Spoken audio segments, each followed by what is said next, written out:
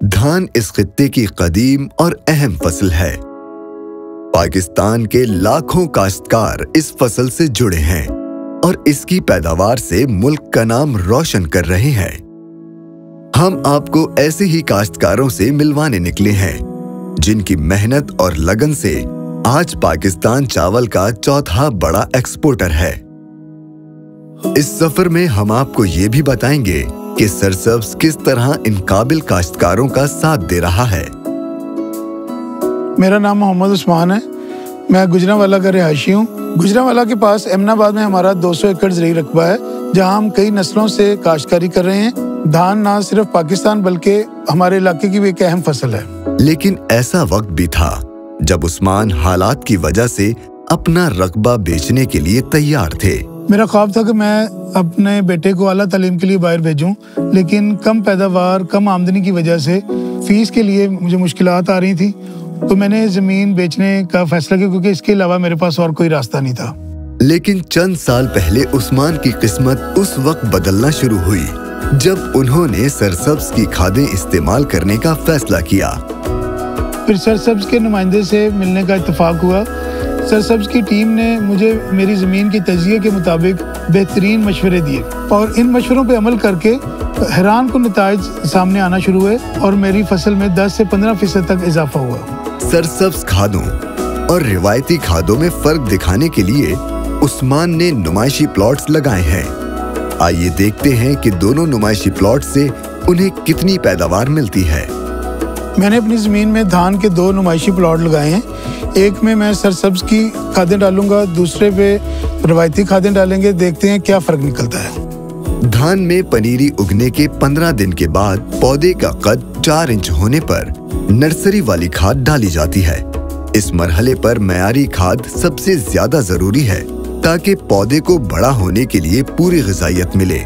मैंने नुमाइशी प्लॉट की पनीरी में सरसब्ज की कैन गवारा और जिंक डाली, जबकि दूसरे प्लॉट में मैंने रवायती यूरिया और जिंक डाली। यूरिया का मसला है कि यूरिया 40% तक ज़ाया हो जाता है, जबकि सरसब्ज का कैन गवारा ज़्यादा देर तक ज़मीन में रहता है और ज़ाया नहीं होता। इससे लंबे अरसे तक पौधे को ग़िज़ाइयत मिलती रहती है और पौधा ताकतवर रहता है। पनीरी का कद 6 से 8 इंच होने पर लैंड लेवलिंग और कद्दू करके जमीन तैयार की जाती है, जिसके बाद पहली खाद के तौर पर 2 बोरी सरसब्ज नाइट्रोफॉस और 1 बोरी पोटाश डालकर पनीरी को खेत में मुंतकिल कर दिया जाता है।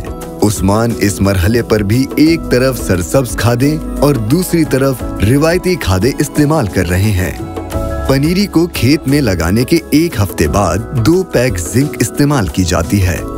उस्मान की नजर ज़राअत के नए तरीके अपनाने और चावल की पहले से भी ज्यादा पैदावार हासिल करने पर है। हम यहाँ पे जदीद काश्तकारी करते हैं और मैकेनिकल ट्रांसप्लांटेशन का ये फायदा है कि इसमें पौधे ज़ाया नहीं होते। हाथ से पनीरी लगाने में हम 1 एकड़ में 50 से 60 हज़ार तक पौधे लगाते थे, लेकिन जब से हमने मैकेनिकल ट्रांसप्लांटेशन शुरू की है, हम 1 एकड़ में तकरीबन 1 लाख तक पौधे लगाते हैं। मुसलसल काश्तकारी की वजह से ज़मीनों की कुदरती ज़रखेज़ी कम हो जाती है। सरसब्ज खादों की खूबी है कि इसकी वजह से न सिर्फ मेरी ज़मीन की ज़रखेज़ी बढ़ी, बल्कि ज़मीन की पैदावारी सलाहियत भी बहुत बेहतर हुई है। मुनफरिद खूबियों की बदौलत सरसब्ज की नाइट्रोफॉस की दूसरी किस्त से फसल में झाड़ बनने का अमल और बढ़ोतरी तेज हो जाती है। इससे फी एकड़ ज्यादा पौधे उगते हैं, जो पैदावार में इजाफे की जमानत है। धान पाकिस्तान की एक बड़ी फसल है और हम चावल को एक्सपोर्ट भी करते हैं।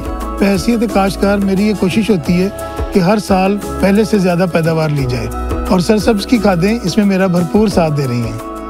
पनीरी की मुंतकली के 15 दिन बाद दूसरी खाद के तौर पर एक तरफ 1.5 बोरी सरसब्ज नाइट्रोफॉस और दूसरी तरफ रिवायती यूरिया इस्तेमाल की जाती है। 2 हफ्ते के वक्फे से उस्मान ने तीसरी खाद के लिए सरसब्ज की कैल्शियम अमोनियम नाइट्रेट यानी कैन गवारा का इंतखाब किया है, और दूसरी तरफ वो फसल में रिवायती यूरिया खाद डाल रहे हैं। कुछ ही दिन बाद पौधों में शगुफे निकलने लगते हैं।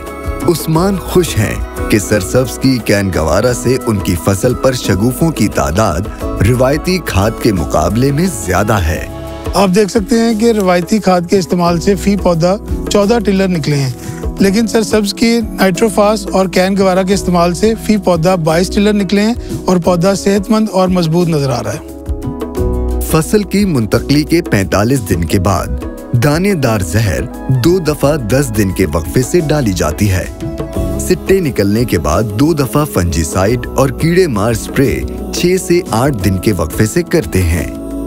फसल पर अब दाने बनने का अमल शुरू हो चुका है, जो मुख्तलिफ मरहले तय करके फसल पकने पर मुकम्मल होगा। इससे आगे फसल की कारकर्दगी का सारा इन्हिसार उसमें डाली गई खादों पर है। 100 दिन पूरे हुए, अब उस्मान की फसल कटाई के लिए तैयार है।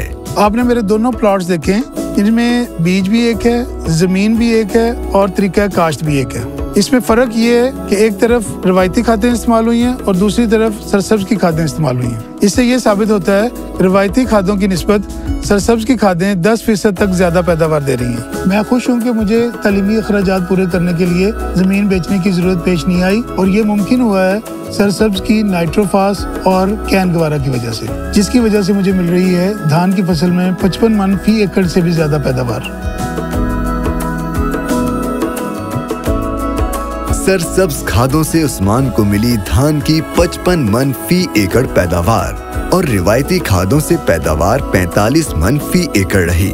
मोहम्मद उस्मान के नुमाइशी प्लॉट्स की पैदावार हमारे इस दावे का सबूत है कि सरसब्ज की नाइट्रोफॉस और कैन गवारा से आपको मिलती है धान की 10% से भी ज्यादा इजाफी पैदावार। अगर आप भी मेरी तरह धान की फसल में 55 मन फी एकड़ से ज्यादा पैदावार लेना चाहते हैं तो सरसब्ज की नाइट्रोफास और कैन गवारा इस्तेमाल करें। सरसब्ज खादें, जमीन की जान, फसल की शान।